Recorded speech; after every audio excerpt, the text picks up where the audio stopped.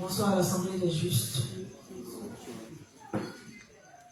Je suis le pasteur ancien, responsable national à l'évangélisation de l'Assemblée des Justes de Côte d'Ivoire sous la coupole du pasteur Tabo. Mon nom c'est Fatou Koulibaly. Je suis là encore cette semaine, dans cette nouvelle semaine pour vous entretenir sur le thème ce qu'il faut faire lorsque nos péchés sont manifestés. Aujourd'hui, nous sommes le lundi 25 septembre. Avant de commencer, nous allons nous disposer, demander à la juste Élie de nous introduire par la prière. Amen. Donc les justes ensemble, on va dire merci à Dieu de ce qu'il nous a rendu sans péché et on va lui confier ce moment. Prions. Père éternel, nous te disons merci. Merci Dieu des justes de ce que, par pure grâce, par miséricorde, tu as pris pitié de nous. Nous qui étions des pécheurs, nous qui étions des gens dénués de toute vertu, ceux dont le mal quittait profondément dans leur âme, des gens qui étaient des voleurs, des menteurs, des convoiteurs, des gens enflés d'orgueil qui ne cherchaient à dater qu'à partir de leurs propres œuvres, à partir de leurs propres pensées et de leurs idées. Des gens qui ne marchaient que selon leurs propres principes.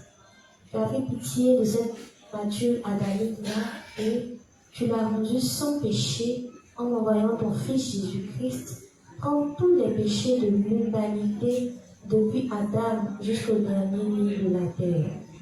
Il a pris tous nos péchés passés, nos péchés présents et même les péchés que nous n'avons pas encore commis. Tous ces péchés-là, il les a renfermés sur lui et a payé le prix, la rançon pour nous, une fois pour toutes, en versant son sang. Puis, il est ressuscité des morts, ce qui marque notre nouvelle naissance, et a fait de nous des enfants de Dieu en nous scellant du Saint-Esprit. Nous croyons fermement en ta justice et nous croyons en ta sainte Trinité. Merci Père d'avoir fait de nous des justes, selon toi, au nom de Jésus-Christ. Amen. Père, nous te confions cet instant, ce moment de partage, de communion. Merci Seigneur pour toutes ces bénédictions qui vont débouler sur nous de par ta servante. Merci de la disposer toi-même, de faire en sorte que tous les mots qui vont sortir de sa bouche viennent directement de toi. Merci d'émaner d'elle toute forme de stress et de malaise. Et merci de nous disposer, corps, âme et esprit, à recevoir ta parole. Nous te disons merci de ce que tu as pressé les pas de retardataire et que tu as pris le contrôle de ce moment, du début jusqu'à la fin. C'est au nom de ton Fils Jésus-Christ que nous avons tous prié. Amen. Amen. Merci la justice. Avant de reprendre le travail sur le nouveau thème, on va essayer ensemble de faire un résumé de la première semaine. Donc, sur ceux qui veulent prendre le micro pour essayer de résumer ce qu'on a dit ici la première semaine d'enseignement.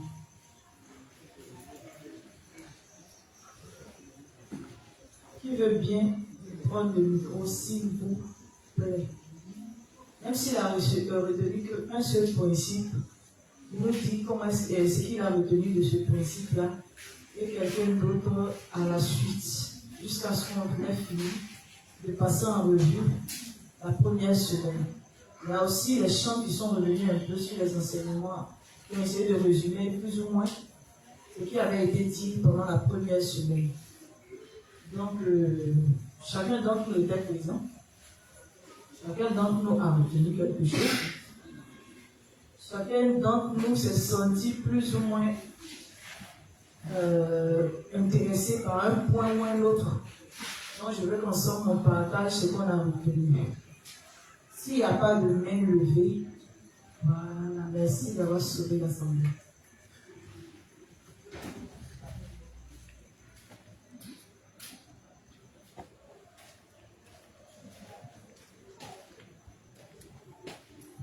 Bonsoir la mère, bonsoir le juste. Je suis la juste la mère de l'enseignement de la première semaine. J'ai retenu le thème était ce qu'il faut faire lorsque nos péchés sont manifestés. Et j'ai retenu que même étant devenus justes, nous transgressons la loi. Et que étant donné que le péché est la transgression de la loi, lorsque ces faiblesses sont manifestées là, ce qu'on doit faire, c'était le but de cet enseignement. Donc j'ai compris que le premier thème traitait de ce qu'on doit faire lorsque quelqu'un n'écoute pas les serviteurs. Et ce qu'on doit faire lorsque cette personne se repent. La mère Chouaï a dit qu'on a pris premièrement le cas d'un pécheur. On a dit, lorsqu'on parle de l'évangile à un pécheur, et que ce pécheur-là s'oppose à l'évangile, il faudra qu'on le laisse dans son coin. Mais si cette personne revient sur ses pas et veut écouter l'évangile, il faut qu'on reprenne cette personne-là pour lui prêcher l'évangile. C'est aussi le cas du juste qui refuse d'écouter les serviteurs. Le principe dit, lorsqu'un juste refuse d'écouter les serviteurs, il faut qu'on le mette de côté. Et lorsque ce juste-là se reprend sincèrement, on le reprend dans l'assemblée et on continue de travailler sur l'évangile avec le juste là. J'ai aussi retenu le fait qu'on devait avouer nos péchés, on devait faire notre expiation. Que lorsque nos péchés là sont révélés, nos péchés sont manifestés, il faudrait qu'on reconnaisse ces péchés là et on les avoue à Dieu sincèrement pour avoir une meilleure communion avec Dieu, pour ne pas qu'il y ait des ténèbres entre nous et Dieu. Parce que s'il y a des ténèbres entre nous et Dieu, c'est ça ce qu'on va faire, Dieu nous voit, il ne va pas nous exaucer. J'ai aussi compris qu'il faudrait que nous les justes là, nous on ne pense pas qu'on est mieux que notre frère. Et que lorsque notre frère manifeste une faiblesse, il faudrait qu'on dise que nous aussi, en nous il y a cette faiblesse, que la manière est tombée là, nous aussi, nous pouvons tomber comme ça. Et que lorsqu'on voit cette faiblesse, il ne faudrait pas qu'on soit les premiers à juger notre frère.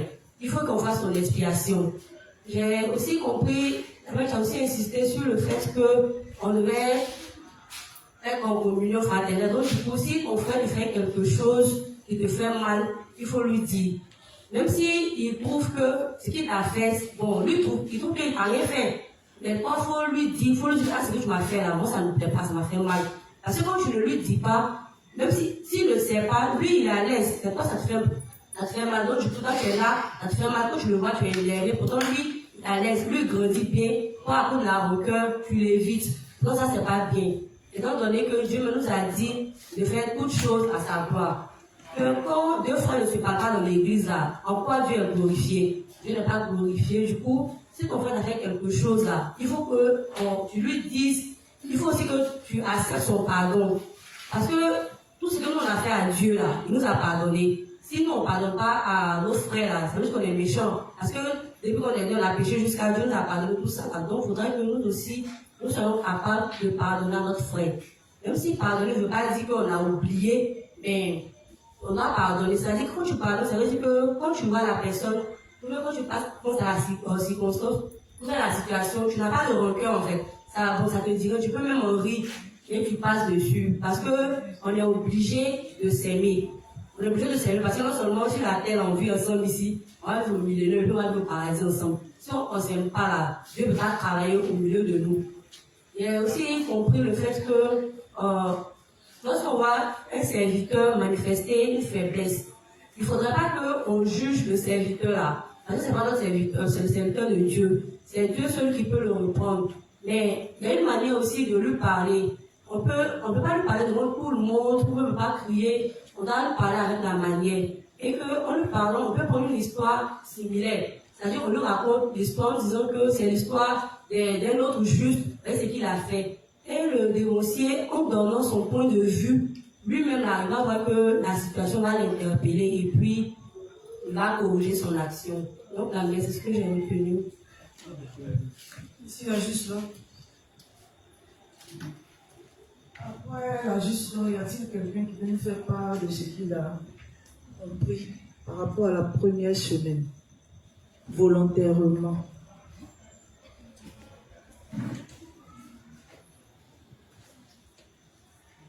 Parce que si on ne dit pas ici ce qu'on a compris, si on n'est pas à même de pouvoir dire ne serait-ce qu'une seule chose par rapport à toute la semaine, les 2 semaines qui sont passées, ça voudra dire que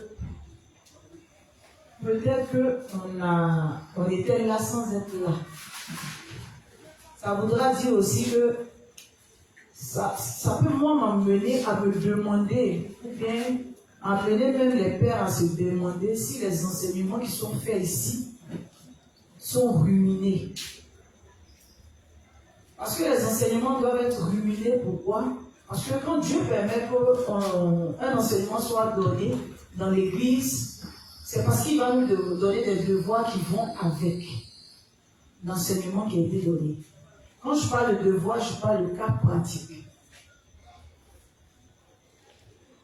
Dieu, quand il fait les enseignements, quand il permet que les enseignements soient donnés dans l'église, c'est pas pour qu'on les mette dans le fond d'un tiroir. C'est pas pour qu'on ait honte de dire ce qu'on a retenu. Même si c'est ne serait-ce que 2 phrases, il faut qu'on puisse le dire. On le dit pourquoi? Pour voir si on a compris dans le bon sens, ou bien si on a pensé comprendre alors qu'on n'avait pas du tout compris. Je ne suis pas télépathe pour entrer dans la pensée de tout un chacun ici pour savoir comment est-ce que chacun de nous a interprété mes propos. Tout ce que je peux faire, c'est corriger si vous avez mal compris les choses en vous exprimant. Si vous ne dites pas ce que vous avez compris, comment est-ce que vous avez compris? Moi, je ne peux pas corriger vos pensées. Amen. Amen. Donc, sur ceux qui veulent volontairement faire un résumé, parce que si vous ne faites pas volontairement le résumé aujourd'hui, on va s'asseoir jusqu'à 22h30. Chacun de nous va prendre le micro ici et faire le résumé. Amen. Amen. C'est aussi le travail qu'on est en train de faire. Là, juste du panneau pour patienter un peu. L'assemblée va. Tu t'es décidé? Ok.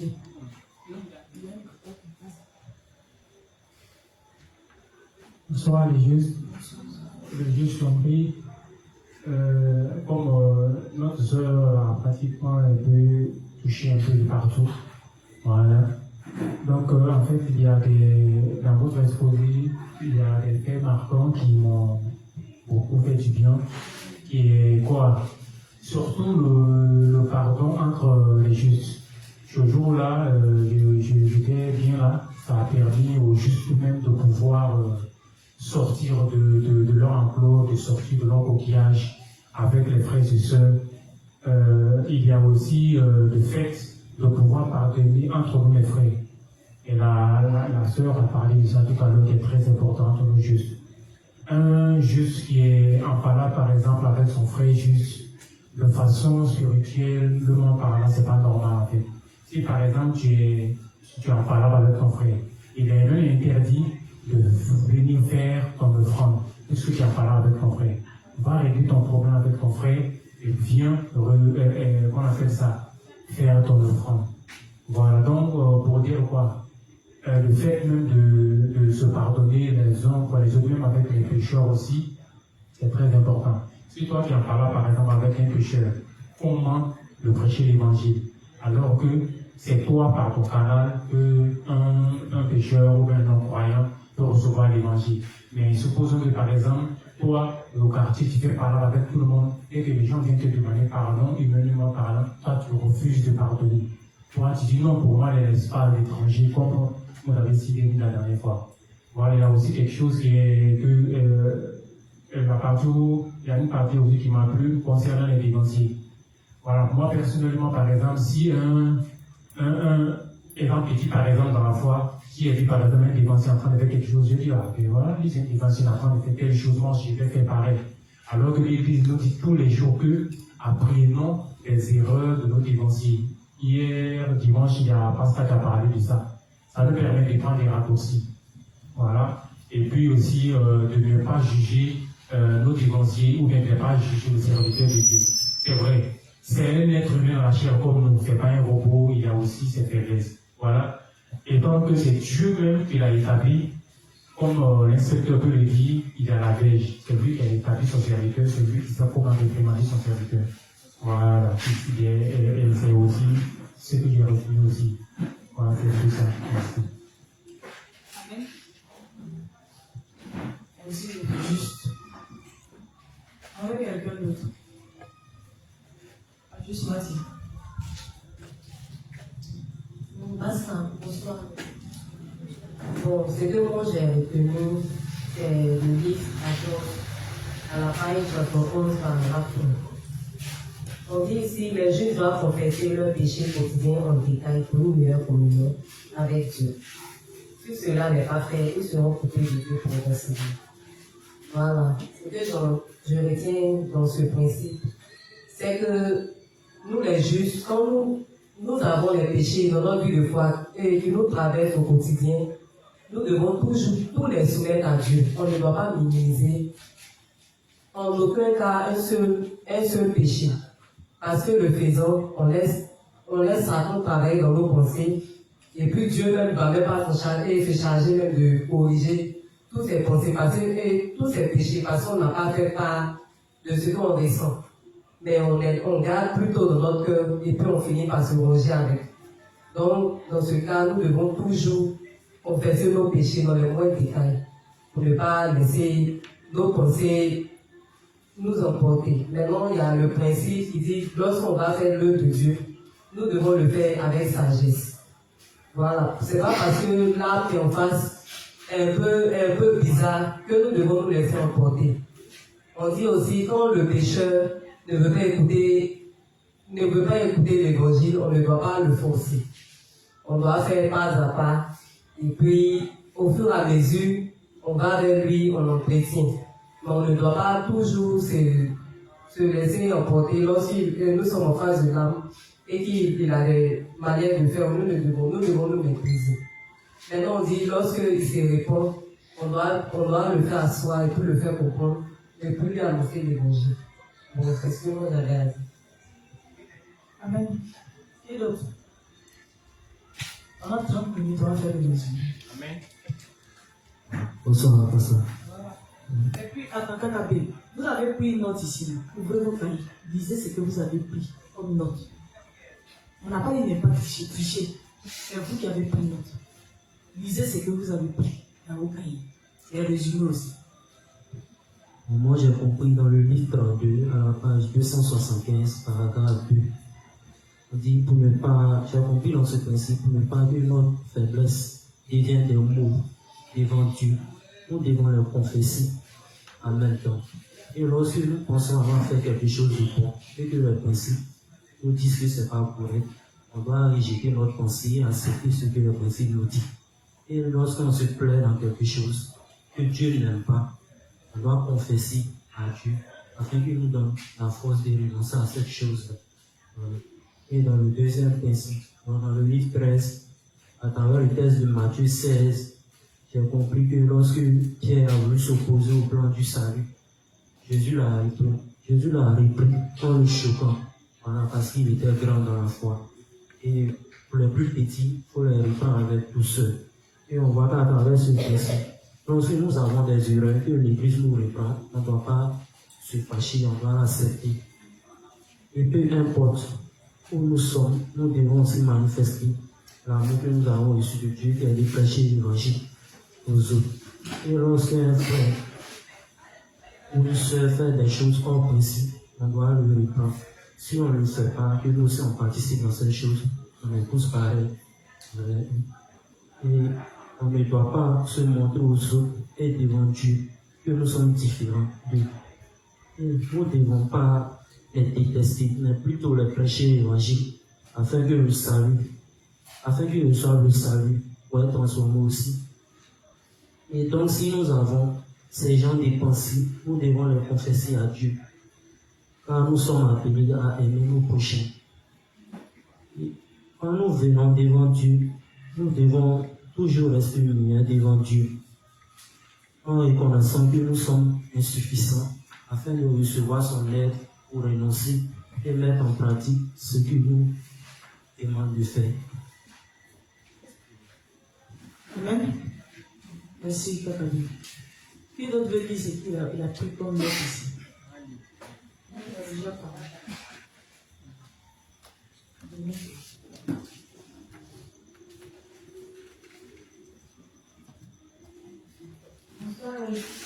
Moi, c'est la juste Evelyne. Ce que j'ai retenu, c'est que dans le Matthieu 1, verset 1, il a dit que un fils naîtra et c'est lui qui sauvera son peuple de ses péchés. Donc la mission de Jésus sur la terre, c'est de sauver. Jésus nous a sauvés de nos péchés. Donc, vu que c'est nous, les justes, qui connaissons la vérité de l'évangile de Dieu et de l'Esprit, c'est à nous aussi de faire la rémission des péchés des justes, c'est-à-dire qu'on doit leur prêcher l'évangile pour qu'ils laissent de nouveau les pécheurs qui ne connaissent pas la vérité. Et pour cela, nous devons le faire sagement, parce que si nous allons prêcher à une âme pécheresse et que l'âme pécheresse ne veut pas écouter, il ne faudrait pas que notre ego soit blessé et qu'on essaie de dire que non, nous défendons, mais on laisse l'âme tranquille et puis on part. Après, s'il veut écouter, on va revenir pour lui prêcher. Maintenant, après ça, j'ai retenu aussi que lorsque nos péchés sont manifestés, on doit utiliser l'évangile de l'eau et de l'esprit pour nettoyer. Donc, nous devons toujours nous rappeler ce que Jésus a fait pour nous. Savoir que qui nous étions, comment lui nous a pardonné, et puis agir en conséquence. C'est-à-dire, nous devons toujours nous rappeler que Jésus nous a pardonné. Donc, si Jésus nous a pardonné, nous aussi, nous devons pardonner nos frères et sœurs. Maintenant, j'ai retenu aussi que lorsque nous sommes avec nos camarades ou bien nos amis, et que nous connaissons la vérité, mais on ne veut pas leur prêcher parce qu'on ne veut pas cacher notre amitié, ou bien en famille, parce que si je dis que je suis juste, mon papa va plus me donner la même instruction que c'est une chose. Ça fait de nous des sorciers, des méchants. Donc nous devons prêcher l'évangile, peu importe où nous sommes. On ne doit pas qu'on ait honte de dire que si je dis la vérité, peut-être que mon ami ne va plus parler avec moi. On ne doit pas qu'on dise ça, mais que nous affirmons notre foi, peu importe où nous sommes. Madame juste. Je veux deux dernières personnes. Qui? Bonsoir, pasteur, bonsoir, le juste. Bonsoir, le juste, Louis. Pasteur, je peux accompagner parce que j'ai parlé, c'est que lorsqu'on voit notre frère juste commettre un acte, on doit l'interpeller. Parce que si on voit nos frères juste en train de commettre un acte, et qu'on ne l'interpelle pas, Dieu va nous demander de compte. Dieu va dire qu'on était là. Spécifique. En train de commettre un acte, quel acte? J'ai pas dit acte. Être en train de faire de bonnes actions. On interpelle dessus. C'est-à-dire en train d'aller vers une pécheresse. Ah, c'est ce que tu Parce qu'on est en train de faire cela et qu'on ne l'interpelle pas, Dieu va nous demander les comptes. Dieu va nous dire, ah, pourquoi on a vu nos frères juste en train de commettre un acte, aller lui faire plainte et qu'on n'a pas interpellé. Là, il y a aussi compris que lorsqu'un juste ne peut pas être divorcé dans l'église, lorsqu'il ne prend pas partie tout ce que les divorcés lui disent, ce juste, on ne doit pas aller vers lui, on ne doit pas échanger avec ce juste, on doit l'ignorer. Parce que si on essaie d'échanger avec lui, nous, je me sens pas prendre le dessus, eux, on va dire des trucs. Après, quand ce juste va se répondre, à cause de ce que nous lui avons dit, c'est-à-dire ça va l'empêcher de revenir vers l'église, il va préférer rester dans son coin. Et cela va le tuer. Merci, le juste. Deux dernières personnes, s'il vous plaît. Je peux désigner la dernière personne. Il y a un volontaire. Il y a un volontaire.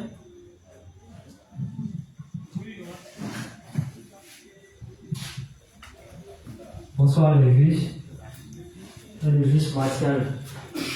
Bon, dans l'ensemble, ce que moi j'ai compris est que peu importe ce que mon frère on fera, si c'est un nouveau-né ou soit un dévancier, nous devons pardonner et faire son expiation. Aussi, tout ce que nous devons faire doit glorifier Dieu. Dieu va avoir aussi sa part dedans. Tel que le tel de 1 Corinthiens 10:31 nous dit, tout ce qu'on doit faire à Dieu. Donc le fait de ne pas pardonner son frère, Dieu n'est pas glorifié. Donc nous, étant nés de nouveau, nous devons à chaque moment avoir cette idée-là, c'est de confesser à chaque moment les péchés de nos frères. fait l'expiation de nos frères à chaque moment qu'ils nous offensent. Maintenant, j'ai compris que quand un juge, peu importe sa manière de comprendre les paroles, quand il est en train de déroger, c'est-à-dire quand il prend un mauvais chemin, nous les saints devons l'interpeller et aussi lui montrer la voie à suivre selon les Écritures. Là aussi, j'ai compris que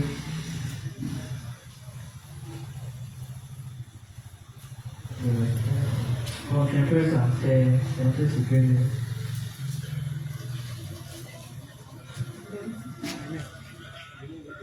Merci à tout un chacun d'entre nous d'avoir participé à le résumé. Il y a une chose que je laisse souvent entendre à mes frères là-bas à l'école du dimanche, à mes petits frères. C'est que c'est vrai que on a un cerveau qui est balèze. Mais souvent, le mieux quand on fait les enseignements, c'est d'avoir un support pour nous permettre de prendre note. Parce qu'à force de trop faire confiance à son cerveau, il nous arrive souvent, lorsqu'on doit faire des résumés, d'oublier peut-être les 3 quarts de l'enseignement et de se souvenir seulement d'une petite partie. Amen. Donc, quand on ne prend pas, comment on appelle ça, les enseignements sur, comment on appelle ça, dans un cahier ou bien dans un support, non? Ça veut dire que moi je me demande comment est-ce qu'on fait pour ruminer si on n'a pas pris des notes. Ceux qui ne prennent pas des notes, généralement les pères,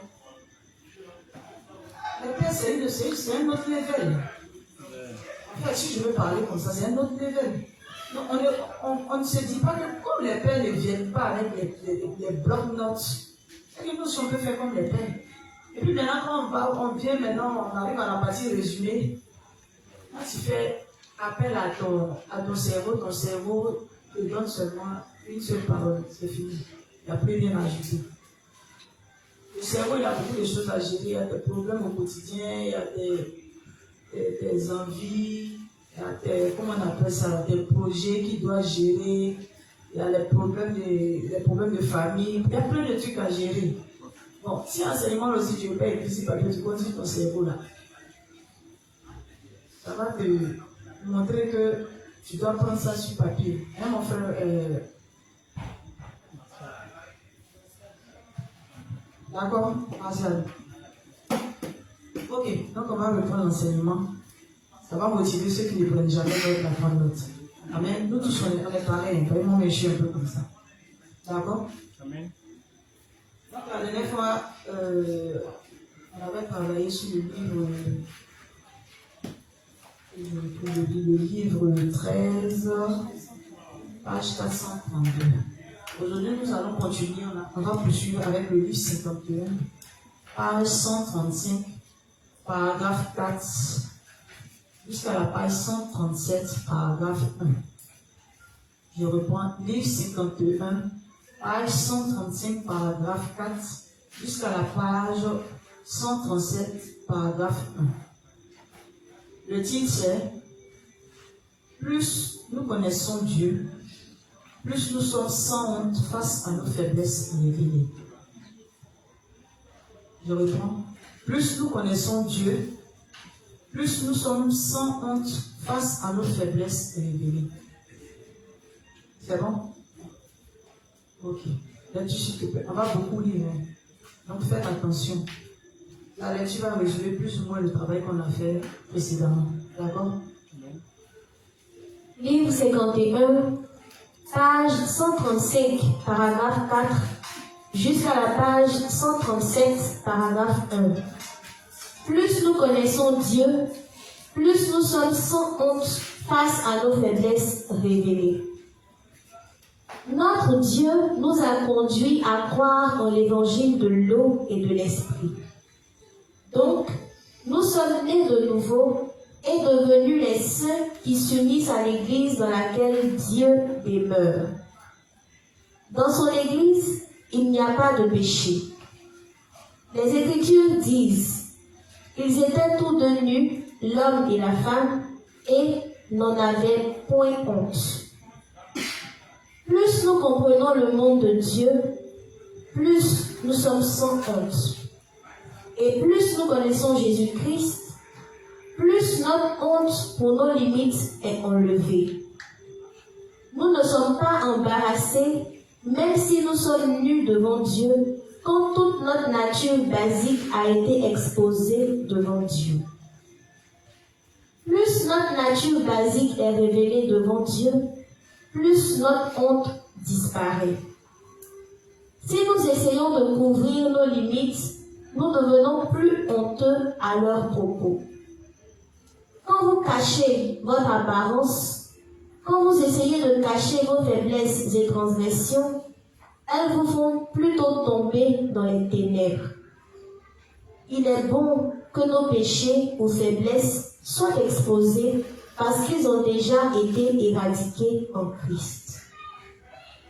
Notre Dieu a fait que nous puissions mener une nouvelle vie en Christ.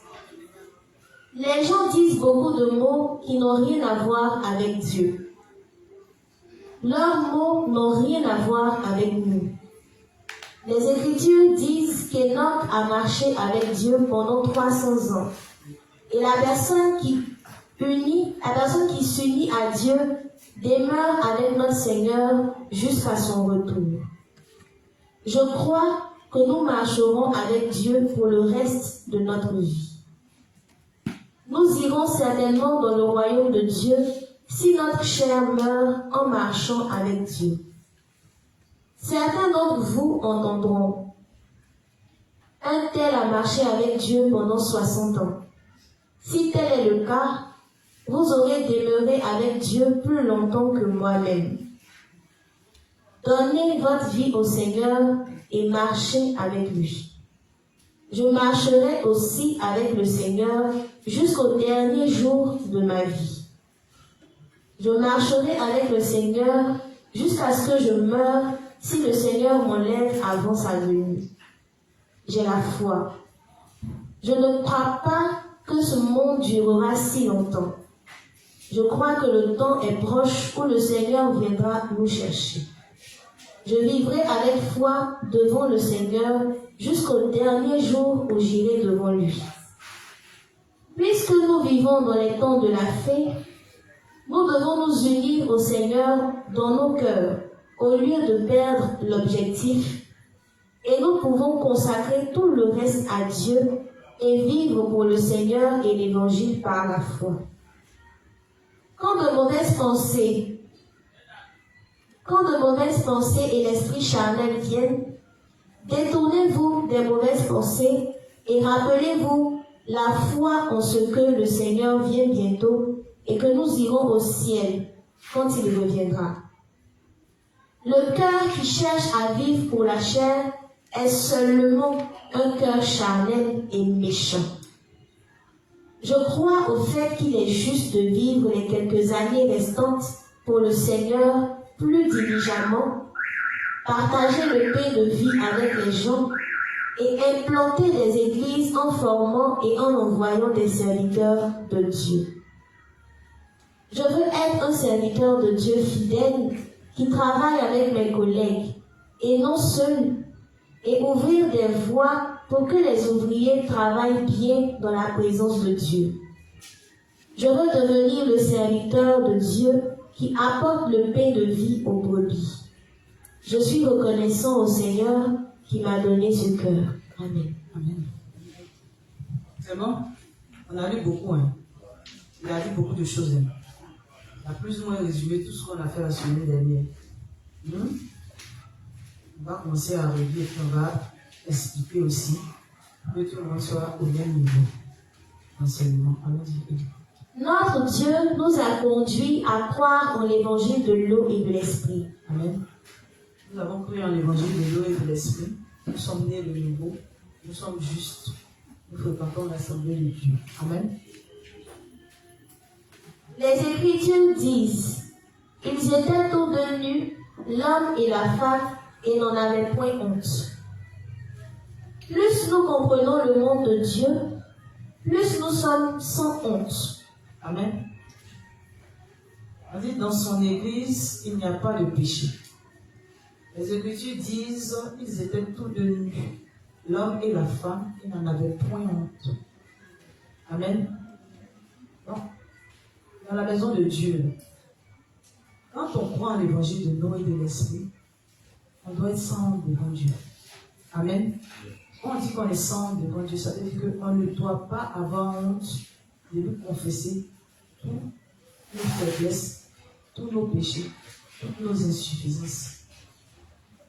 On doit les montrer, on doit les confesser sans honte, sans gêne. Parce que Dieu sait qui nous sommes. Il sait qu'il il a renfermé le péché dans la chair.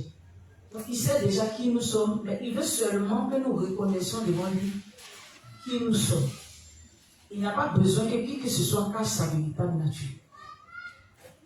Parce qu'un juste qui a honte devant Dieu de qui il est, c'est un juste qui va finir par être envahi par les ténèbres. Or, si les ténèbres t'envahissent totalement, tu vas finir par quitter l'église. Amen. Amen. Adam et Ève devant Dieu, ils étaient nus et n'en avaient point honte. C'est comme ça que nous devons être devant Dieu. Amen. Amen. Amen. Ils ont compris qu'ils étaient nus lorsqu'ils se sont détournés de la parole de Dieu. Amen. Donc Dieu nous demande de ne pas avoir honte quand on est devant lui. Quand on va commencer à avoir honte, ça veut dire qu'on a mis de côté la parole de Dieu. Et puis on s'est attaché à nos pensées. Amen. Amen. Parce qu'ils se sont rendus compte de leur nudité quand ils se sont détournés de la parole de Dieu. Amen. Donc pour ne pas qu'on soit dans leur situation et puis venir avoir honte plus tard, ou bien peut-être maintenant. Tel Dieu a dit qu'on ne doit pas avoir honte. Tel Dieu a dit qu'il nous a renfermés dans le péché. Tel Dieu a dit que nous sommes un amas de péché. Tel quand on vient devant lui, on doit confesser sans cesse qui on est véritablement. Et lui, c'est-à-dire être reconnaissant du fait que nous ayant connu comme ça, il n'a pas tenu, c'est-à-dire qu'il n'a pas regardé à cela pour nous racheter. Mais tous ces péchés que nous sommes en train de commettre dans cette chair-là, Dieu les a déjà pris sur lui. Il a déjà réglé ce problème de péché-là quand il est venu sur la terre. Quand il nous a sauvés par l'évangile de l'eau et de l'esprit, il a déjà réglé ce problème-là. Donc quand on vient devant lui, c'est pour lui dire merci. Lui montrer notre condition et lui dire merci parce qu'il a déjà réglé ce problème-là. Parce que c'est quand on met la foi en l'eau et l'esprit qu'on dépasse notre nudité. Amen. C'est quand on croit en l'évangile de l'eau et de l'esprit, quand on a foi en l'évangile de l'eau et de l'esprit, on n'a même pas honte d'être nu devant Dieu. Amen. Parce que quand on n'a pas la foi en l'évangile de l'eau et de l'esprit, on ne peut pas confesser nos péchés. Parce qu'avoir la foi en l'évangile de l'eau et de l'esprit, c'est avoir la foi que même les péchés que nous sommes en train de commettre actuellement, même après notre nouvelle naissance, c'est croire sans avoir vu que le Christ les a déjà emportés. Amen. Et qu'il nous a rendu saints déjà. Maintenant, nous, à notre tour, on se présente devant lui. C'est pour lui dire merci pour la grâce qu'il nous a faite. Et tout en lui disant merci, c'est de ne pas être amené à se plaire dedans sans vouloir quitter les choses, sans vouloir songer même à sortir de là. Parce que quand on présente notre nudité à Dieu, il est bon maintenant de dire à Dieu que Seigneur, au regard de ta parole, quand je me vois comme ça, je ne glorifie pas ton nom. Donc pour pouvoir glorifier ton nom, il faut que tu me donnes la force, d'avoir la foi d'abord en ta parole. Amen. Et puis tu me donnes la force de renoncer sans cesse à moi. Parce que c'est quand je vais renoncer à moi au quotidien que je vais refléter ton image. Amen. Dieu est un maître de principes et de caractère. Donc pour être des personnes de principes et de caractère, on doit commencer d'abord à confesser chaque jour notre nature à Dieu. Un juste qui fait un jour sans confesser sa nature à Dieu, c'est un juste qui commence à penser que il devient parfait dans la chair. Oh, ça, c'est l'erreur de ne pas commettre. Amen. Parce que commencer à penser qu'on est parfait dans la chair, c'est commencer à avoir honte de sa nudité devant Dieu. Amen. Amen. Parce que Dieu a dit jusqu'à notre mort, on va demeurer dans ce corps de péché là. Donc si on demeure dans ce pouvoir de péché là, ça veut dire que la chair va tomber sans cesse. Parce que c'est comme ça que Dieu a fait les choses. Et nous ne sommes personne pour changer ce que Dieu a fait. Amen. Amen. On se comprend jusque-là, on se suit, non? Voilà. Donc chaque jour, on doit confesser notre nature véritable à Dieu. Chaque jour, on doit confesser nos péchés en détail. Il n'y a pas un juste qui doit avoir un quelconque péché. Tu as eu des mauvaises pensées, confesse à Dieu. Parce que nous ne le faisons pas, c'est Satan qui va se servir de ça. Amen. Dieu dit, je mets devant toi deux chemins, le bien et le mal. Mais je te conseille de choisir le bien. Amen. Donc, quand tu nous demandes de venir confesser notre nature, c'est pour nous-mêmes notre propre bien qu'il le fait. Parce qu'en le faisant, on garde toujours une communion parfaite avec lui. Amen. Et quand on garde une communion parfaite avec Dieu, quand on respecte la parole de Dieu, on respecte les principes de Dieu. Satan ne peut pas s'infiltrer entre Dieu et nous, ce n'est pas possible. Amen. Mais quand on met de côté, ne serait-ce que pour un seul ou même pour un instant la parole de Dieu de côté, Satan vient en même temps s'asseoir. On dit Rode, il est là, il guette tes moindres faits et gestes. Une petite ouverture, il est là, c'est ça. Amen. Donc on ne doit pas avoir de notre humilité devant Dieu. Amen.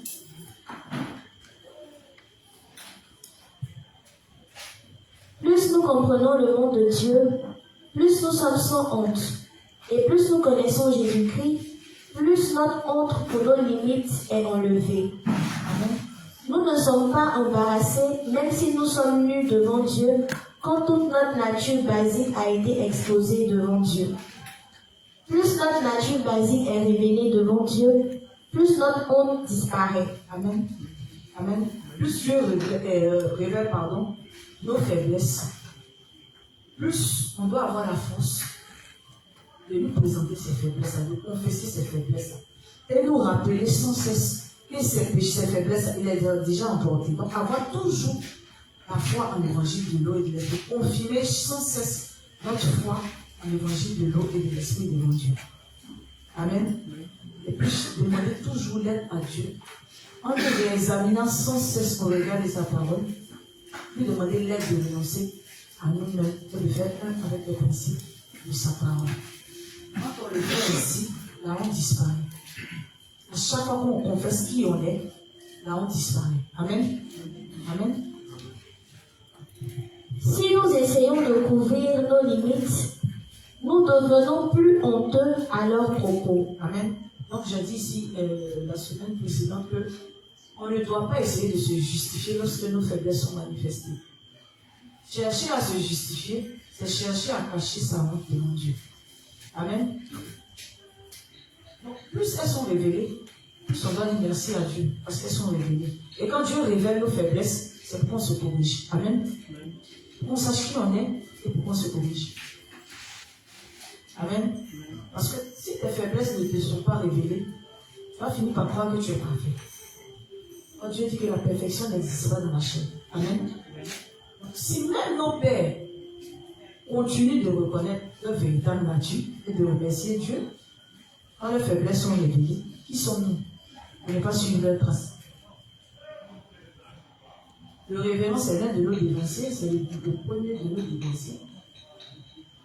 S'il nous dit comment est-ce que lui, il a procédé pour plaire à Dieu, si nous sommes intelligents, on ne fera que suivre sa voie. Amen. Parce que suivre sa voie, c'est épouser les bénédictions de Dieu. Amen. Mais aller contre ce qu'il dit, c'est aller contre la parole de Dieu. Parce que je pense que c'est au travers de ces expériences qu'il nous parle. Voilà. S'il n'a pas expérimenté quelque chose, il ne va pas nous enseigner là-dessus. Amen. Et c'est parce qu'il a expérimenté toutes ces choses-là. Il a vu le bénéfice de ces choses-là qui nous les enseigne. Amen. Donc sans cesse, on ne doit pas avoir honte de notre unité devant Dieu. On doit sans cesse confesser qui nous sommes devant Dieu. Amen. Quand vous cachez votre apparence, quand vous essayez de cacher vos faiblesses et transgressions, elles vous font plutôt tomber dans les ténèbres. Amen. Amen. voilà ce qu'il dit. Il dit quand vous cachez, donc quand nous cachons, parce que je me mets dedans, quand nous cachons notre apparence, quand nous essayons de cacher nos faiblesses et transgressions, elles nous font plutôt tomber dans les ténèbres. Amen. Donc on ne doit pas cacher nos ténèbres. On ne doit pas cacher nos transgressions. Quand tu fais des choses mauvaises, confesse-les à Dieu. Quand tu passes tout ton temps à avoir de mauvaises pensées vis-à-vis de tes frères et sœurs, confesse-les à Dieu, c'est pas bon. Amen. Quand tu es quelqu'un à qui on fait des reproches et puis qui n'aime pas admettre ses erreurs, qui passe son temps tout le temps à dire que non, je ne sais pas, moi je ne fais pas ci, moi je ne fais pas ça. Attention, il y a danger. Il y a danger, tu es en train de t'opposer à la parole de Dieu. Amen. Amen. C'est comme si je prends l'exemple peut-être d'une femme qui a beaucoup d'imperfections sur son visage, qui décide de prendre des fonds de teint et essayer de cacher. Donc quand elle va finir de mettre son maquillage, elle va sortir, les gens vont trouver qu'elle est très belle, n'est-ce pas? Mais après peut-être la soirée, ou bien après peut-être la fête, comme il y a une petite anecdote. Moi j'ai un ami qui dit que après le 31 décembre, mon papa disait que on ne traque pas les femmes le jour des fêtes. Parce que le jour des fêtes, tout le monde est beau. Chacun est sur son 31. Même la plus, il n'y a pas de vilaine femme, mais la plus vilaine femme du quartier devient la plus belle. Donc c'est comme ça que j'ai un ami qui a dragué une fille et il allait passer la nuit avec elle. La fille c'était ma camarade. Et le 31, lui, ça a je pense que c'est aux environs des 23 heures. Aux environs des 23 heures, mon cher, tout le monde devient beau. Il a pris la fille à la maison. Le lendemain, il s'est réveillé. La fille était déjà rentrée. Elle a dit au revoir, il n'a pas fait attention à son apparence. Donc, je pense 2 jours après, il a raconté à ses amis qu'il a eu un bon plan. Que si tu vois le plan jazz, excusez-moi, le plan, la fille elle est belle. Voilà. La fille elle est belle, elle est calme. Il a fait les éloges de la fille. Elle est allée rendre visite à sa Miss Monde. Malheureusement pour lui, elle avait fait des tresses. Et puis comme elle n'avait pas beaucoup de cheveux sur la tête, les tresses ont commencé à tomber, donc elle a défait ses cheveux. Donc la voilà dans son IRI. Donc dans sa véritable, voilà sa véritable apparence. Sans maquillage, sans rien, sans tresse. Voilà la vraie femme africaine. Le gars arrive, j'étais avec ma camarade, il vient, il salue. On répond, et puis il me demande, ta camarade, le jour est 31, celle qui était très si jolie là. Ah, et si je l'ai envoyé parce que depuis ce jour-là, je ne peux pas. La fille à côté, il n'y a pas de quoi. Donc, pendant qu'il est en train de parler, je le regarde, mais t'as quel problème? C'est elle qui est là. Il dit non, c'est faux. Non, c'est pas elle. Non, c'est pas elle. Il dit c'est la fille. Il dit non, c'est pas elle. C'est faux. C'est pas elle. Une petite anecdote pour dire que son vilain que tu es, et puis Dieu l'a fait vilain, il a rendu la chair vilaine. Dieu même sait que c'est comme ça il a fait. Bon, il a fait, il voit son enfant, il est vilain, il dit c'est joli. Donc si Dieu dit que dans notre laideur, il nous aime, et puis on doit lui montrer cette laideur à chaque jour. En fait, qui sommes-nous pour vouloir mettre fond d'éteint quelque part, et puis vouloir présenter une beauté remplie de filtres à Dieu? Cacher notre transgression et puis vouloir se montrer bien devant Dieu. C'est s'éloigner même de Dieu. Parce que Dieu sait qui nous sommes, mais il a besoin qu'on ouvre la bouche pour confirmer ses propos, c'est tout. D'accord? Il n'a pas besoin que qui que ce soit se cache de quoi que ce soit. Quand tu te justifies par rapport à des choses qu'on te dit, qu'on te reproche, tu es en train de t'éloigner progressivement de Dieu. Si un frère vient vers toi pour te parler de ce que tu lui fais, te faire des reproches, et puis tu ne te reconnais jamais dans ces reproches, mais tu es en train de gâcher ta relation avec ce frère-là. Amen. Ne sois pas étonné que demain il y ait un fossé entre le frère et toi. Amen. On n'est pas parfait. Donc, même quand on marche avec des frères, que les frères nous disent qu'on a un tel ou un tel comportement qui n'est pas bon, on doit se remettre en cause. On ne doit pas dire que non, c'est pas vrai. On est un corps qui est rempli d'imperfections. Ensuite, notre frère révèle l'une de nos imperfections. On doit dire Amen. C'est parce que notre frère nous aime qu'il nous dit ce qui ne va pas. Sinon, quand on n'aime pas quelqu'un, tout ce qu'il fait, on est béni lui, on est comme le mariage, aujourd'hui, lui a tout. C'est comme les Européens. Les Européens, quand ils sont avec leur vieux père, ils ne disent jamais que le vieux père fait mal. Le vieux père, tout ce qu'il fait, c'est bon. Même s'il crache sur l'Européen, Amen, c'est bon. Est-ce qu'on se comprend? Donc, en vérité, l'Européen n'aime pas le vieux père. C'est l'argent que le vieux père lui donne qu'il aime. Demain, quand le vieux père va tomber, c'est là que tu vas connaître le vrai visage du Européen. Donc c'est pareil. Quand ton frère te révèle, comment on appelle ça, tes faiblesses, dis Amen. Et puis dis merci à ton frère. On dit tu es penché. Si tu continues de rester penché comme ça, tu vas, je ne sais pas si tu vas avoir une paralysie du corps et puis tu vas rester comme ça. Donc change ta position. Mais tu dis que non, toi tu ne te vois pas penché. Donc tu restes penché. Maintenant, le jour où tu es coincé, c'est fini, tu es bloqué. Tu vas me dire que toi, ton frère ne t'a pas dit. Mais il te disait ça tout le temps. C'est parce que tu avais le melon que tu ne voyais pas. Acceptons qu'on nous dise qui nous sommes. Amen. Parce que généralement, quand on vient nous faire des reproches, nos familles viennent vers nous. C'est jamais de façon brutale. Non. Je ne pense pas qu'il y ait quelqu'un qui veut ton bien, quand il vient te faire des réprimandes. Il vient te faire des reproches, c'est de façon brutale. Il t'interpelle sur des choses. C'est toujours avec, comment on appelle ça, un certain amour. Mais quand tu es dans ta gamme de je suis parfait, je ne peux pas être comme ça, tu vois tout en mal. Parce que les personnes qui se disent qu'elles sont parfaites, quand tu leur fais des reproches, c'est leur orgueil que tu fouettes. Donc, vu que tu as fouetté leur orgueil, ça les met dans tout, c'est-à-dire, ils vont dans tous les sens. Ils explosent. Mais on dit la vérité, on dit les yeux viennent les casser. Si on te dit que ça t'a fait mal, c'est parce que c'est vrai. Il faut prier Dieu au lieu d'avoir mal ruminé dans ton coin et puis bouder, chercher fond de teint, venir maquiller quoi que ce soit. Dis Amen. C'est tout. C'est la seule chose que Dieu te demande. Dis Amen. Parce que le fait de refuser, c'est épouser les pensées de Satan. Parce que Dieu te dit que tu es comme ça. On te dit que tu es comme ça. Et puis tu te dis que non, tu n'es pas comme ça. Et puis certains parmi nous se cochent, se retrouvent dans certaines cases. Et puis dans d'autres cases, ils ne se retrouvent pas. Pourquoi? On dit nous tous qu'on est mauvais. N'est-ce pas? Quand on cite le Marc 7, verset 20 à 23, on n'a pas dit c'est pour une catégorie d'hommes. Et puis l'autre catégorie n'est pas concernée. Maintenant, on vient te dire que tu es impudique. Tu dis non, dans l'impudique, à toi, tu n'es pas dedans.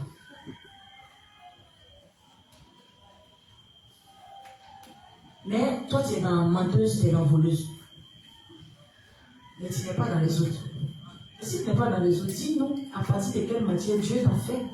Mais si toi, avec dans le sable, là, il a mélangé quelque chose dedans pour te faire. On doit se cocher dans toutes les cases. On est mauvais. C'est pas parce qu'on n'a pas encore fait qu'on va penser qu'on n'est pas comme ça. On est comme ça, mais bien. Mais quand tu vas toujours te plaire à dire que tu n'es pas pour ça, Dieu va permettre, Dieu dit, il aime les expériences concrètes, non? Tu vas vivre la chose concrètement. Quand tu vas vivre concrètement, tu vas avoir foi en la parole de Dieu. Amen. On est mauvais. Mais Dieu n'a pas regardé à ça là. Pour nous racheter. Il a racheté toute l'humanité. Amen. Mais la première chose quand on est de nouveau, c'est d'accepter d'abord, de reconnaître qui on est et d'accepter qui on est. Maintenant, quand on accepte pour reconnaître, on vient devant Dieu, c'est pour reconnaître. C'est pas pour venir justifier, c'est pour reconnaître. Donc même quand on est avec nos frères, quand nos frères nous font des reproches, apprenons à accepter. Apprenons à accepter. C'est pas facile, mais prions pour que Dieu nous donne la force de le faire. Amen.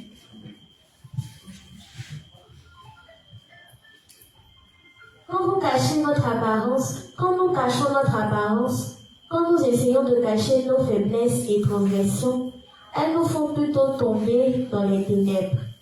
Il est bon que nos péchés ou faiblesses soient exposés parce qu'ils ont déjà été éradiqués en Christ. Amen. Amen. Dans le réveillon, dit qu'il est bon que nos faiblesses, nos péchés soient réglés devant Dieu. Parce que Dieu a déjà réglé le problème de ses péchés. Donc c'est que quand tu l'as caché, Dieu a fini de régler. Est-ce que tu as la foi que Dieu a réglé? C'est ça le problème. Généralement, quand on n'a pas véritablement la foi que Dieu a déjà réglé ce problème, qu'on cache.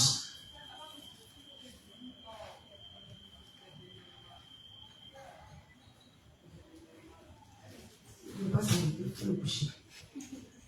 Amen.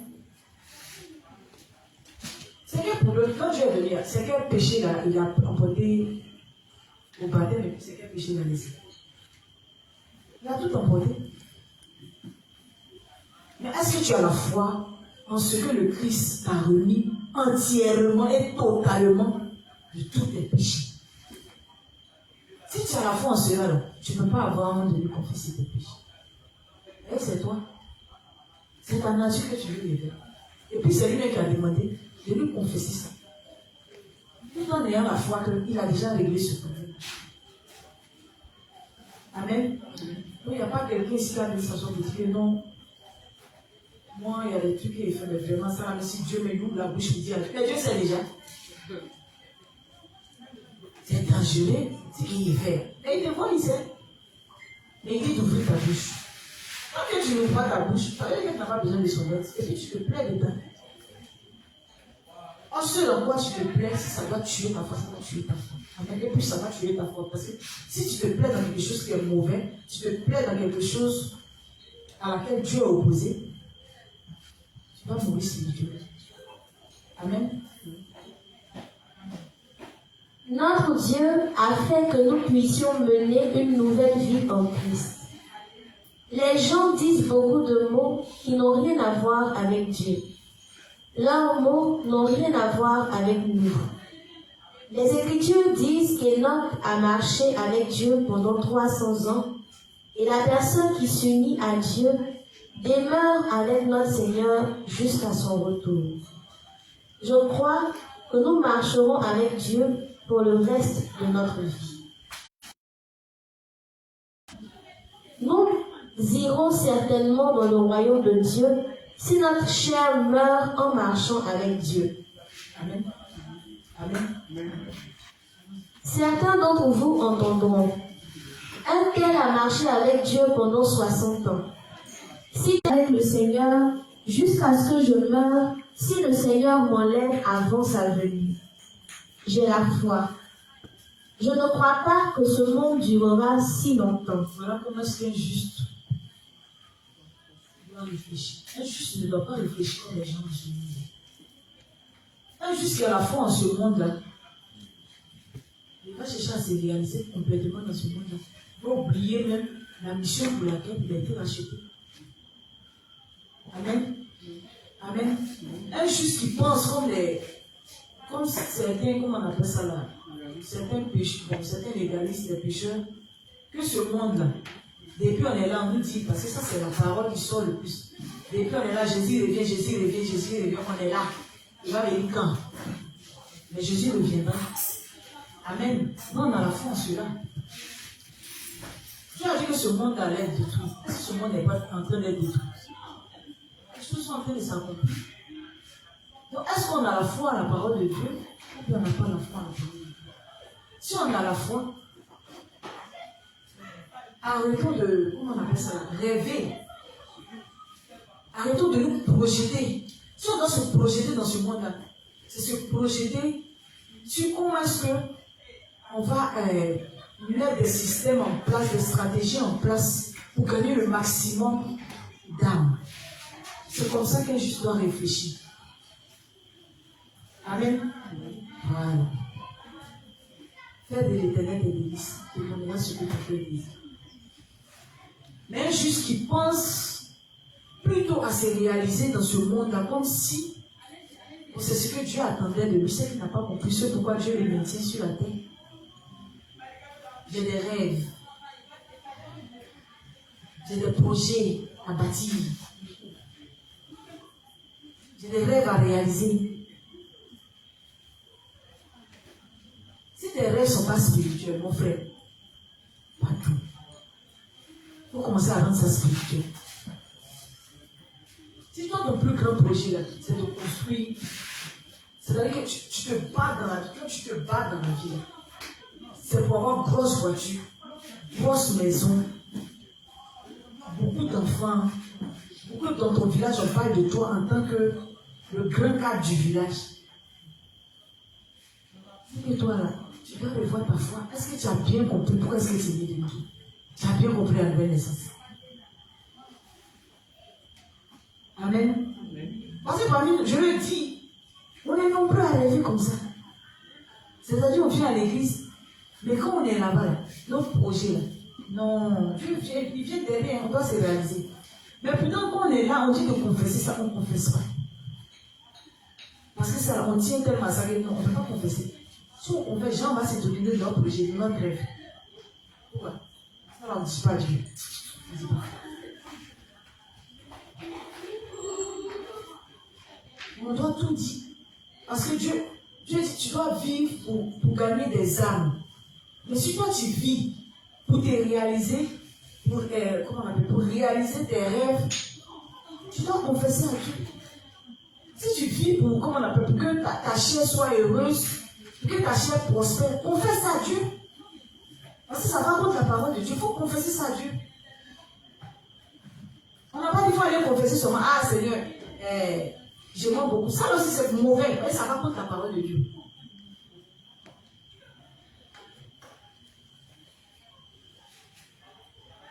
Amen. Amen. Je ne crois pas que ce monde durera si longtemps. Je crois que le temps est proche où le Seigneur viendra nous chercher. Amen. Je vivrai avec foi devant le Seigneur jusqu'au dernier jour où j'irai devant lui. Amen. C'est ce qui doit nous animer. C'est notre lettre motive. Notre objectif, là, c'est ça là. Jésus, là, il va venir chercher. Peu importe, les gens peuvent raconter ce qu'ils veulent. Mais moi, j'ai la foi. De la manière j'ai eu la foi quand l'évangile d'eau et d'esprit. C'est pour ça que j'ai la foi. Que le Christ, là, il va revenir pour nous chercher. Je crois que cette foi-là, je dois la maintenir précieusement là. C'est-à-dire veiller sur elle, veiller à ne pas la perdre. Parce que c'est bien précieux, c'est mon sésame pour voir la gloire de Dieu. C'est mon sésame pour entrer à Canaan. Donc ce sésame-là, je dois le protéger précieusement. Mais si je me détourne de cet objectif-là, à un moment donné ou à un autre, si je n'entretiens pas, je perds de vue mon objectif. Et Satan va me ravir rapidement. Il va me détourner rapidement de mon objectif. C'est-à-dire que peu importe les situations qui peuvent arriver dans nos vies, notre objectif, c'est-à-dire on doit l'avoir dans notre champ de vision. On ne doit pas s'en éloigner. Même si on va bouger un peu, on reste fixé sur l'objectif. Amen. Amen. Et c'est l'Église qui nous donne toutes les voies et moyens pour garder précieusement cette foi. En dehors de l'Église, il n'y a pas autre chose qui peut nous aider à entretenir la foi. Amen. Puisque nous vivons dans les temps de la fête, nous devons nous unir au Seigneur dans nos cœurs au lieu de perdre l'objectif. Et nous pouvons consacrer tout le reste à Dieu et vivre pour le Seigneur et l'Évangile par la foi. Amen. C'est ça la vie du juste. Nos problèmes. C'est-à-dire que Dieu dit, fais de l'Éternel tes délices, tu donneras ce que tu veux. D'accord? Toi, il faut te concentrer sur lui, son œuvre. Concentre-toi sur ce qu'il t'a demandé de faire. Lui, j'ai le reste. Est-ce que tu as la foi en ça? C'est toute une question de est-ce que j'ai la foi? Voilà pourquoi sans cesse nous se réexaminer au regard de la parole de Dieu. Est-ce que j'ai la foi? est-ce que j'ai la foi en la parole de Dieu? Est-ce que j'ai la foi? Chaque jour, on doit se le demander. Un juste ne doit pas faire un jour sans se demander, est-ce que j'ai la foi en la parole de Dieu? Mais c'est quand tu n'as pas la foi que tu commences à perdre la foi. Je ne sais pas si je me suis fait comprendre. Je lui explique ce que je viens de dire. Quand tu ne crois pas pleinement en la parole de Dieu, tu vas finir par douter de la parole de Dieu. Amen. Donc quand tu doutes, ça veut dire que la porte de sortie n'est pas loin.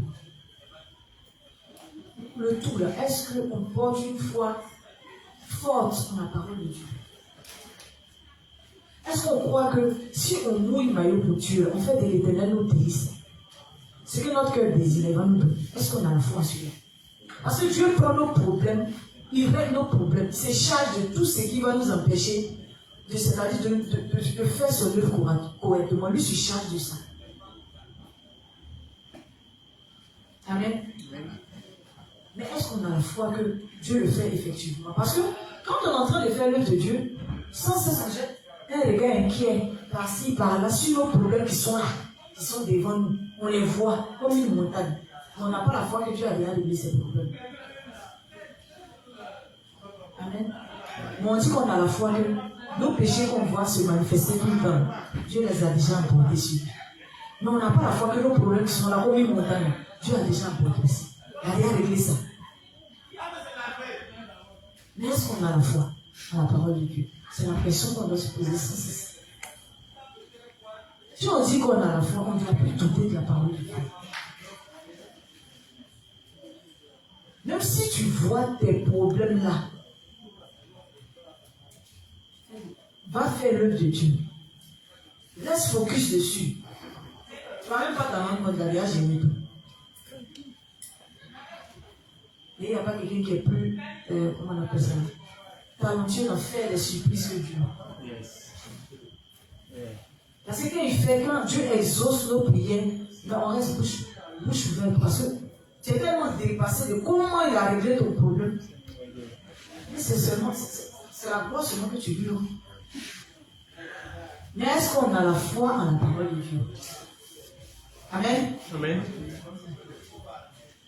Quand de mauvaises pensées et l'esprit charnel viennent, détournez-vous des mauvaises pensées. Détournez-vous des mauvaises pensées et rappelez-vous la foi en ce que le Seigneur vient bientôt et que nous irons au ciel quand il reviendra. Amen. Donc quand les mauvaises pensées viennent, quand tes problèmes sont là, c'est qui va te rendre heureux. Parce que quand les problèmes sont là, Satan vient en même temps. C'est quand tu es faible que Satan lui est là. Il ne peut plus le chasser. Ce monde-là, il va finir. Il est déjà fini. Donc moi je suis là. Maintenant mon époux. C'est tout. Les problèmes là, ils vont rester ici. Moi, je vais mon époux. Quand tu fais ces semblables, il n'a pas le temps de venir zouker dans tes oreilles. Non. Parce qu'il sait que toi là, il va zouker jusqu'à ce que tu vas le regarder. Mais quand tu as petit problème, tu es là, tu es dans le qui va m'aider? Est-ce que. On se dit, madame, ça c'est le mot facile. Amen. Amen. Amen. Le cœur qui cherche à vivre pour la chair est seulement un cœur charnel et méchant. Amen. Un juste méchant. Un juste ne demande que de sa chair. Amen. Amen. On doit se réexaminer sans cesser. Hein? Au regard de la parole de Dieu. Donc on se réexamine, on cherche à savoir aussi si on n'est pas méchant. Si on n'aime pas trop notre chair, l'œuvre de Dieu. La chair même, pour qui même tu es en train, pour laquelle même, pardon, tu es en train de te tuer. Dieu dit, elle ne sert de rien. Elle ne sert de rien.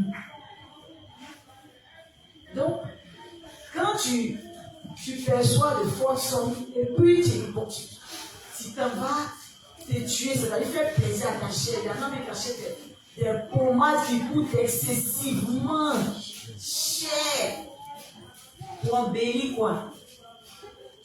Prison des péchés. Moi, tu l'as senti. J'ai guère pour paraître. C'est toi quand tu es un peu là. Dieu parle. On s'aime bien. Maintenant, tu es sérieux. Et souvent même, on regarde tout ce qu'il a fait pour soutenir l'œuvre de Dieu. Bon, on a lâché tout, on est là, on regarde. On est un peu seulement. L'ensemble, on est 5 000 pour soutenir l'œuvre de Dieu. C'est beaucoup, hein. Seigneur, il a fait. Il a fait. 15 000. 95 000, ça c'est lâché. Il va pourrir. Il va rien faire. C'est lâché qui va t'éloigner de Dieu. Il y a comme tu l'embellis. Il y a comme tu l'entretiens. Il y a comme tu vis pour lui faire plaisir.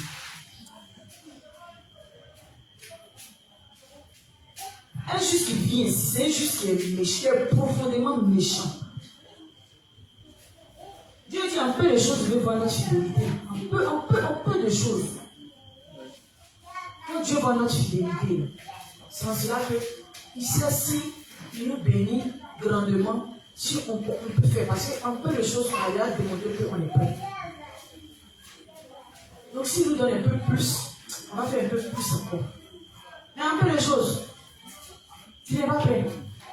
Mais t'as gagné là, c'est bon. Si tu as eu une vie à midi le soir, c'est bon pour toi. Tu vas laisser dedans. C'est bon. Parce que toi, si on va au-delà de ça, on te perd.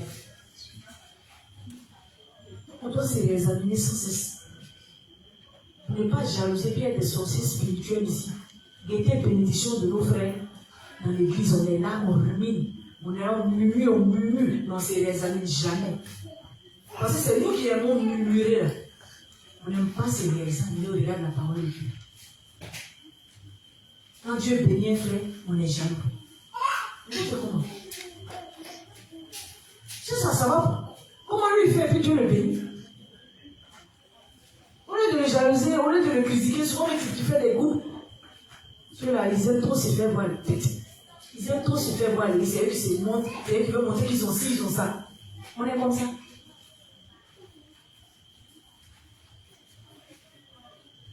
Pourtant, on ne se réexamine jamais. Jamais. Quand tu te réexamines, dans ta tête, c'est parfait.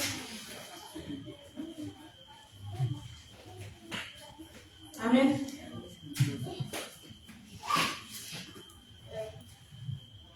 Je crois au fait qu'il est juste de vivre les quelques années restantes pour le Seigneur plus diligemment, partager le pain de vie avec les gens et implanter des églises en formant et envoyant des serviteurs de Dieu. Amen. Voilà les conseils que le révérend nous donne.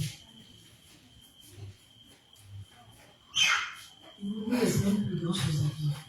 Donc au lieu de passer notre temps c'est-à-dire à vivre des choses inutiles, mettons ce temps à profit pour gagner des âmes pour Dieu. Mettons ce temps à profit pour chercher des stratégies. Dans ma famille, peut-être, je suis la seule juste, par exemple. Faire des prières, demander à Dieu, comment est-ce que je peux faire pour que les membres de ma famille aussi naissent de nouveau? Quelles sont les actions que je peux mettre en place pour que l'évangile rentre dans ma famille? Dans mon village, il n'y a pas de juste, je suis le seul juste. Or, il y a près de 300 âmes dans mon village. Si je ne fais rien, toutes ces âmes vont aller où ça? En forêt. Seigneur, donne-moi les méthodes, les stratégies que je peux mettre en place pour pouvoir mener l'évangile aussi chez moi, gagner des âmes. La seule doit répondre. C'est comme ça que je dois réfléchir. Comment est-ce que j'ai uni au projet de l'église pour permettre à l'évangile de pulluler partout, en Côte d'Ivoire et dans le monde entier? Je dois unir mon cœur à ce projet. Je dois me battre pour faire avancer les projets de Dieu. Mais je ne dois pas me battre pour les choses bien futiles, inutiles même, de ce monde-là. Je prends mon temps à garder rancune vis-à-vis de mon frère. Alors que ce temps précieux-là, je peux prendre ça pour faire l'œuvre de Dieu. Tout ce que le juste fait, il doit le faire pour la gloire de Dieu. Pour la gloire de Dieu. Si Dieu n'a pas sa gloire, ce que tu fais là, c'est vain, c'est inutile. C'est une perte de temps. Amen. Donc si tu dois faire quelque chose, regarde, est-ce que tu as ça? Tu n'as pas de mettre de côté. Amen. C'est cette mentalité-là que le juste doit avoir. C'est ce que le révérend nous dit. C'est cette mentalité-là qu'on doit avoir. On doit faire un avec le projet de Dieu. On doit faire un avec la mission que Dieu nous a assignée. Quand on regarde autour de nous, là, on dit qu'on est devenus nombreux, oui. Mais comparé aux âmes qui courent sur le poids de leur péché, il n'est rien. Il y a comme une goutte d'eau dans la mer. Donc, il ne faut pas se taguer à se dire que non, bon, le travail est déjà fait. La Côte d'Ivoire est déjà bouclée. Ce n'est pas parce qu'il y a des bases un peu partout qu'on dit que la Côte d'Ivoire est bouclée. Non. Si on se réunit tous, est-ce qu'on vaut un cas de la Côte d'Ivoire? C'est que le travail là, qui nous attend, il est colossal. Donc, plutôt que de perdre notre temps à faire des choses vaines, des choses futiles, des choses inutiles, on doit plutôt se concentrer et puis, comment on appelle, fixer nos cœurs sur l'œuvre de Dieu, s'unir au projet de Dieu au travers de l'Église. Amen. Je veux être un serviteur de Dieu fidèle qui travaille avec mes collègues et non seul. Amen. Et ouvrir des voies pour que les ouvriers travaillent bien dans la présence de Dieu. Amen. Donc je dois être ce juste. Qui aide ses frères à bien faire l'œuvre de Dieu. Je dois être ce juste aussi qui protège mes frères et sœurs. Qui veille sur mes frères et sœurs.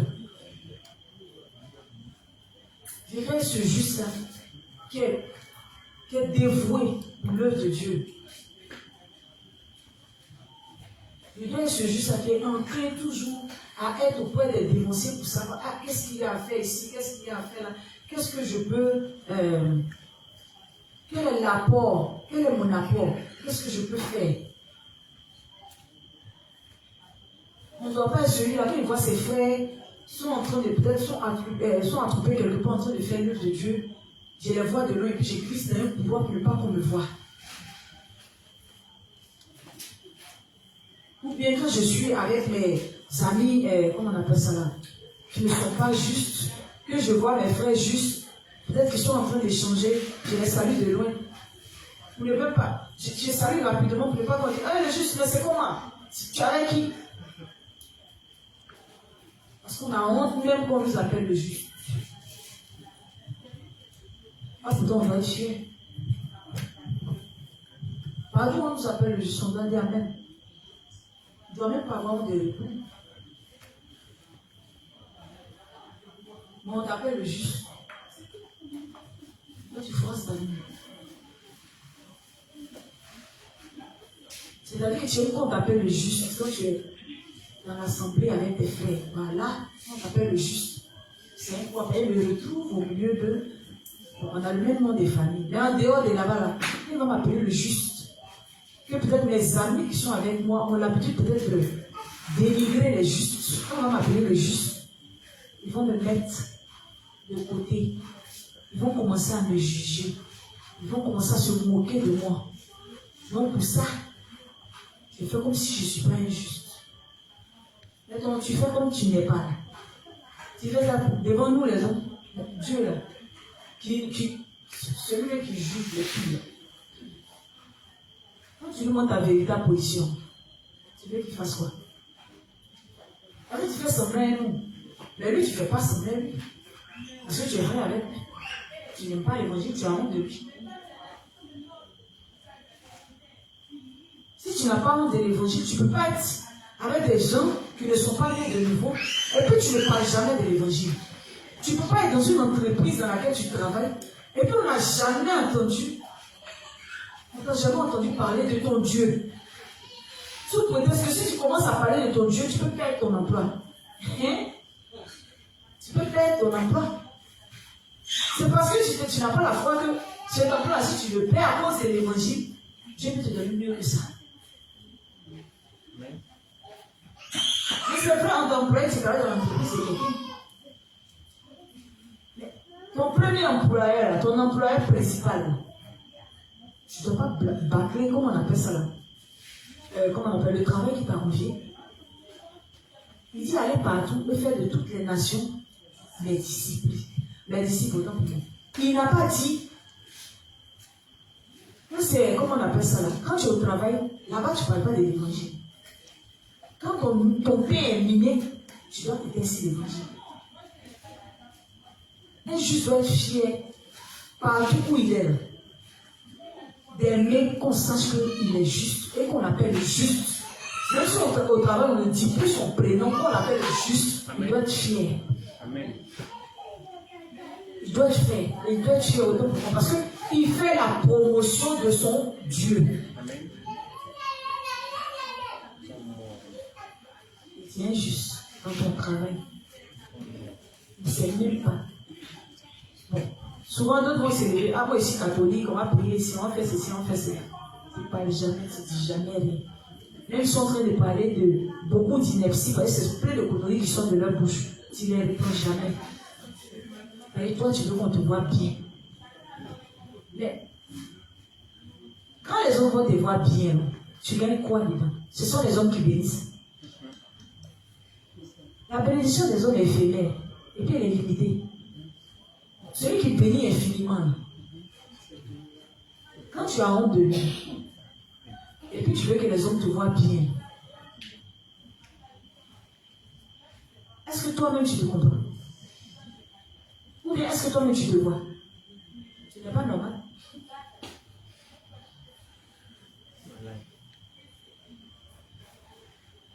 Amen. Amen. Un juste doit parler de l'évangile partout où il se trouve. Il ne faut pas avoir peur que si je fais ici, ça sera un problème. Si je fais là, ça sera un problème. Parce que quand tu ne vas pas le faire en ce moment, ou bien là où tu es, le jour où tu seras dans les problèmes, quand tu vas appeler Dieu, il ne va pas faire pour toi. Il n'y a pas quelqu'un qui attend au tournant que lui.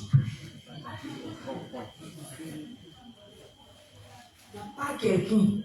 Son rang va dur. Donc c'est mieux.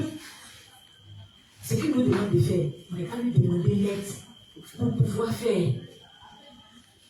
C'est seulement lui demander de l'aide pour pouvoir faire. Si on ne sait pas faire, on lui dit Seigneur, on ne sait pas faire. Pour nous montrer comment on fait, donne-nous la force de le faire. Et quand il le fait, on doit le faire. Amen. Je veux devenir le serviteur de Dieu qui apporte le pain de vie aux brebis. Je suis reconnaissant au Seigneur qui m'a donné ce cœur. Amen. Amen. Amen. Concernant ce paragraphe, voilà comment le révérend termine. Il dit, je veux devenir le serviteur de Dieu qui apporte le pain de vie aux brebis. Donc le rêve de tous les saints dans l'assemblée, ça doit être ce rêve. Amen. Ça doit être ce rêve. Non, moi, je vais te l'aimer comme temps, et puis tu t'identifies à qui? Un juste là. C'est-à-dire que son modèle, ça doit être un dévancier dans la foi. Il ne faut pas vivre comme les gens de ce monde-là. On est dans le monde, hein, mais on n'est pas du monde. Donc tu ne peux pas être juste. Et puis ton modèle, c'est-à-dire quand on dit ton modèle, celui à qui tu cherches à ressembler, Ali Poupa. Tu es juste. Moi, mon modèle est dans l'Ouest. Didier Drogba, Messi, tous ceux qui sont ici, là, ils sont justes.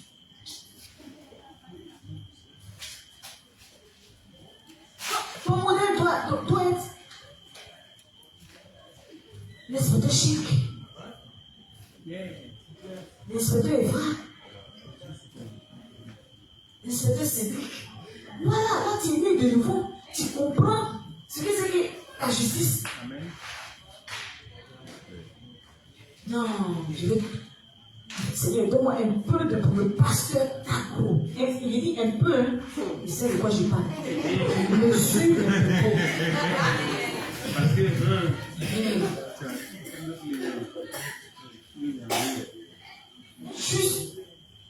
juste pas envier. C'est vrai, nous tous on est envieux. Mais juste qu'il a envie des pécheurs, juste un. Faut te le voir, c'est pas bon. Nous aussi on parle des pécheurs, ils disent ils sont idoles. Toi aussi tu es idole. Que mon cœur le voit, que mon cœur entend sa foi, que mon cœur entend ses chansons, qu'elle est juste. C'est comment? Quand ton cœur entend des chants de femmes de foi, tu ne dois pas pouvoir dormir. Quand tu entends à légitime, tu dois avoir des frissons. mais oui. Mais quand tu entends toi-même les scènes de l'église, bon. En fait, tu dis que dans la vie normale, de nature, tu es quelqu'un qui n'aime pas danser. Tu n'aimes pas danser, hein. Tu n'aimes pas danser, c'est ça.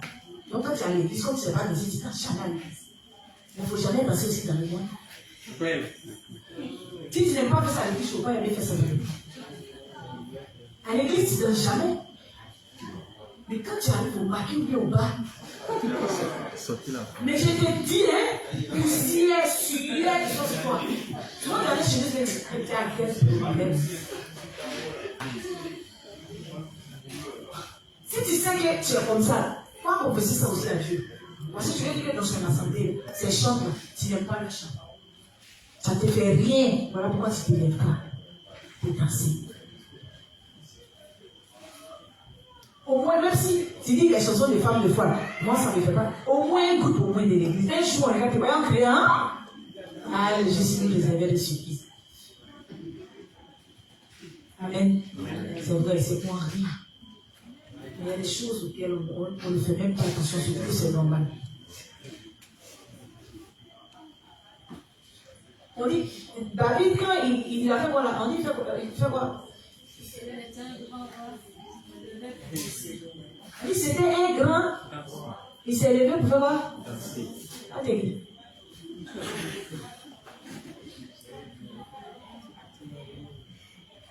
Malgré sa royauté, on dit quoi? Il a dansé quand sa femme avait dit quoi là? Il arrête de se ridiculiser. Et puis il a dit quoi là? Je paraphrase. Et puis il lui a dit quoi? Mais en fait, si tu ne peux pas danser pour Dieu, pour qui tu vas danser? C'est la question. Tu danses parce que tu es heureux. En fait, quand tu lèves pour danser, les chants sont des, comment on appelle ça, des prédications. Les chants nous réconfortent. Les chants nous galvanisent dans notre foi. Les chants fortifient notre foi. Les chants nous permettent d'aimer encore plus la grâce de Dieu.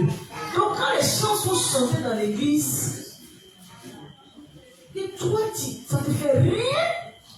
Mais quand Fanny, il ne peut pas chanter, tu fermes tes yeux et tu trembles de tout ton corps. Moi, personnellement, je parle pour moi, quoi. Rien pour moi. Amen. Donc le révérend nous dit, le rêve d'un juste, ça doit être de faire quoi? Je veux devenir le serviteur de Dieu qui apporte de paix, de vie aux brebis. Donc si tu n'avais pas ça encore comme projet, va ton projet. Je suis reconnaissant au Seigneur qui m'a donné ce cœur. C'est ce cœur qu'on doit demander à Dieu. Amen. Amen. C'est tout. Il est 21h.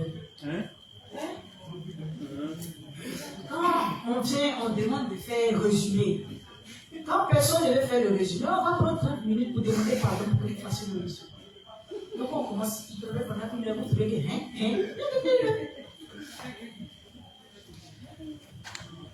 Amen. Demain, si on fait vite, 10 minutes, on a fait le résumé. D'aujourd'hui, par exemple, on a parlé beaucoup. On va dire beaucoup.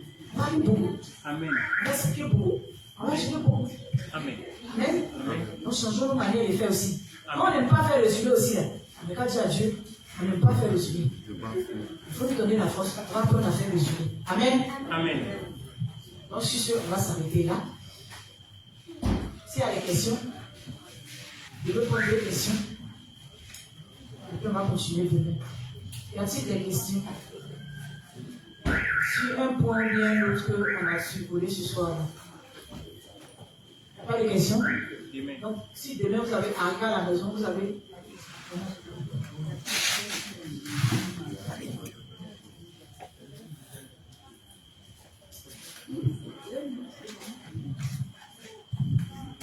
Ok. Bon, comme vous avez dit tout à l'heure, lorsque nous sommes à quelque part et que les personnes sont en train de prier, bon, puis on reste mieux, on n'arrive pas à dire quelque chose. Voilà, c'est un peu bizarre. Bon, en fait, je me souviens de quelque chose, mais je veux juste savoir. Bon, quand j'étais encore nouveau dans la justice, quelques mois, on a reçu une famille comme ça en visite. Bon, c'était l'heure de la nourriture et il y a ma soeur qui m'a demandé de faire la prière. Et ce qui m'a choqué un peu, elle a demandé à ce que je commence par la confession de foi. Bon, moi, je n'ai pas fait parce que je trouvais que c'était trop long faire la confession de foi et quand on venait prier. Pendant qu'il y a des personnes qui sont là, mais ils ne savent pas c'est quoi la confession de foi. Moi, je voulais juste savoir.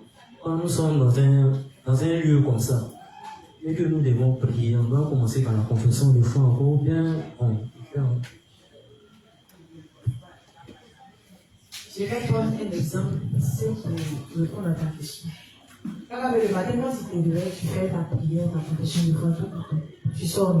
Maintenant, si par exemple, avant de sortir de la maison, avant d'effectuer peut-être une sortie en véhicule, tu n'as pas confié ta sortie à Dieu, que tu te retrouves dans le véhicule, que en ce moment-là, tu te rappelles que tu n'as pas confié, c'est-à-dire ton voyage, ou bien ton parcours à Dieu. Que là, tu t'es rappelé que tu veux confier à Dieu. Est-ce que tu vas devenir encore sur la confession de foi?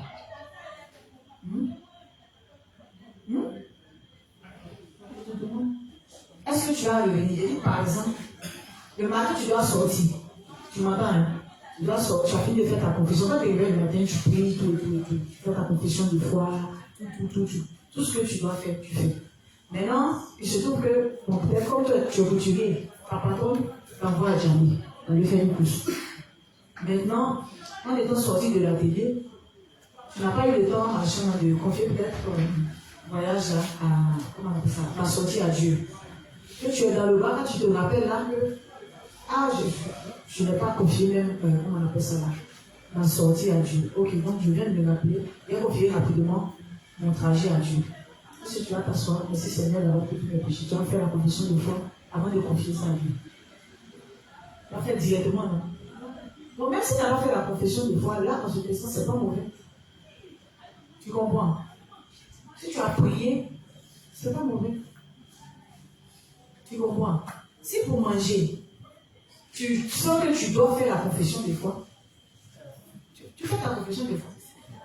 Maintenant, il y a un truc que tu as dit, tu dis que quand ta dénoncière t'a demandé de faire la confession de foi, tu as mis de côté elle, sa parole, tu t'es attaché à tes principes. Parce que toi, tu as regardé à la gêne que ça pouvait occasionner auprès des gars. Mais est-ce qu'elle ne les a pas vus avant de te demander de faire la confession de foi? Elle a ses raisons, elle sait pourquoi elle t'a demandé de le faire. Si tu avais appliqué, après que tu lui demandais, mais en fait, je n'ai pas compris le pourquoi est-ce qu'on a fait la confession de foi. Pendant qu'il y avait des gens qui ne sont pas juste libres là, elle allait t'expliquer. Mais comme tu as mis de côté, ça veut dire que tu pensais connaître mieux qu'elle. Tu comprends? Donc souvent, quand on nous demande de faire des choses, on ne doit pas chercher à ce que ça aille avec notre, comment on appelle ça, notre entendement, ou bien notre manière de voir les choses. Si on nous a donné un ordre, on l'exécute et puis c'est fini. Amen. On doit apprendre avec obéissance. À nous dénoncer. Amen. Qui veut faire une question? Il n'y a pas de questions? Il n'y a pas de questions? Ok. Donc la juste est dit. On nous répondu en prière. Amen. Donc juste, ensemble, élevons la voix vers notre Père. Disons-lui merci pour ce temps d'enseignement et confions-lui le reste du temps. Prions. Seigneur, nous te disons merci. Merci Père éternel pour cette nourriture bonne en sa saison. Merci Seigneur de ce que tu nous as aidés à avoir des rêves saints et à nous consacrer entièrement et totalement à toi. Merci Seigneur de ce que nous puissions nous examiner et nous réexaminer à l'heure de ta parole et merci de nous aider à admettre qui nous sommes entièrement. Nous te confions notre retour à la maison. Merci de raccompagner chacun d'entre nous, sains et saufs à la maison. Merci de garder nos cœurs unis aux enseignements du soir et merci de nous donner la santé, la force et les moyens d'être présents demain pour la suite de l'enseignement. Nous croyons que tu nous as exaucés. Au nom de Jésus-Christ, nous avons tous prié. Amen.